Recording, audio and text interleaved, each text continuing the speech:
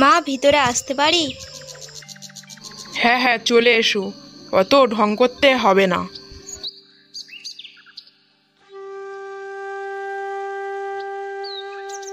বলছিলাম কি মা, মা বাবাকে কতদিন দেখিনি, মনটা কেমন করছে। আমি কি মা বাবাকে দেখে আসতে পারি? আমি কি বাড়িতে যাব মা? আপনি যদি অনুমতি দেন তাহলে একবার ঘুরে আসি। বৌমা, কালকেরে আমার কুটুম্ব আসবে, তাই তোমার কালকেরে কোথাও যাওয়া হচ্ছে না। আর এখন বাপের বাড়ির নাম ধরবে না, আর সবসময় বাপের বাড়ি যাওয়াটা আমি পছন্দ করি না। তাছাড়াও তোমার শ্বশুরমশাই বাড়িতে নেই, তুমি যদি বাপের বাড়ি চলে যাও তাহলে আমার হাতে হাতে কালকেরে কে সাহায্য করবে? তাই জন্যে এই কয়েকদিন তুমি কোথাও যাচ্ছ না। ঠিক আছে মা, আপনি যেটা চান। আর হ্যাঁ বৌমা, কালকে সকাল সকাল কিন্তু ঘুম থেকে উঠে যাবে আর আমার হাতে হাতে সাহায্য করবে। ঠিক আছে মা, কালকে সকাল সকাল ঘুম থেকে উঠে তোমার হাতে আমি সাহায্য করে দেব। তাহলে এখন আমি যাই। হ্যাঁ গো, রাতের খাবার কি খেয়েছো? আমার তো আস্তে আস্তে অনেক লেট হয়ে গেল।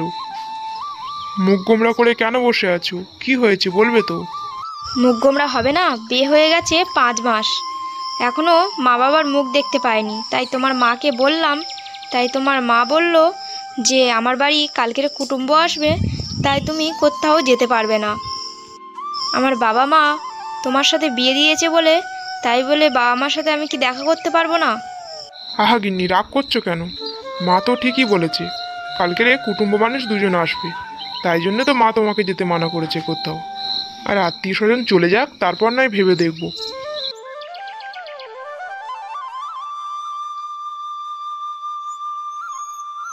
শ্বশুর বাড়িটাই এমন, একবার বিয়ে হয়ে গেলে বাপের বাড়ির আর নামটাই ধরা যায় না।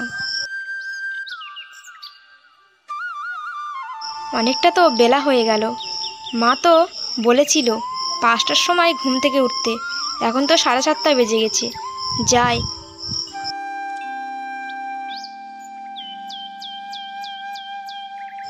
মা, আমার ভুল হয়ে গেছে মা, আমি সকাল সকাল ঘুম থেকে উঠতে পারিনি, আমাকে ক্ষমা করে দেবে মা। এখন কি কাজ করতে হবে মা বলে দিন, আমি সমস্ত কাজ করে দিচ্ছি। বৌমা, কোনো কাজ করতে হবে না তোমার, আমার সব রান্না হয়ে গেছে, তুমি স্নান করে খাবার খেয়ে নাও। আমিও না, মা আবার কি মনে করলো কে জানে। বৌমা, তাড়াতাড়ি এসো, আমার কুটুম্ব এসেছে আর তোমাকে দেখতে চাইছে। মা, বাবা, তোমরা ভালো আছো তো?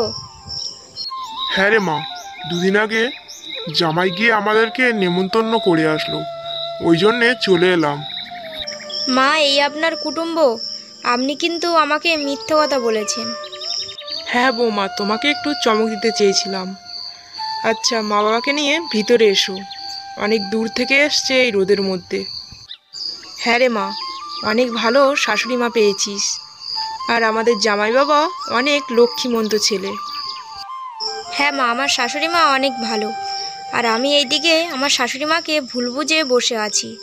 ও দাদা, ও দিদি, চলুন, এবারে কিছু খেয়ে নেবে, অনেক দূর থেকে এসছেন, আমাকে কিছু বলছেন না, এটা নিজের বাড়ি মনে করবেন, আর চলে আসুন তাড়াতাড়ি খেতে।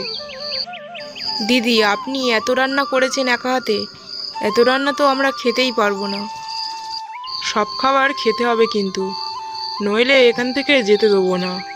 আর বৌমা, তুমিও মা বাবার সাথে খেতে বসে যাও। না মা, আমি তোমাদের সাথে খেতে বসবো, এখন মা বাবা খেয়ে নিক।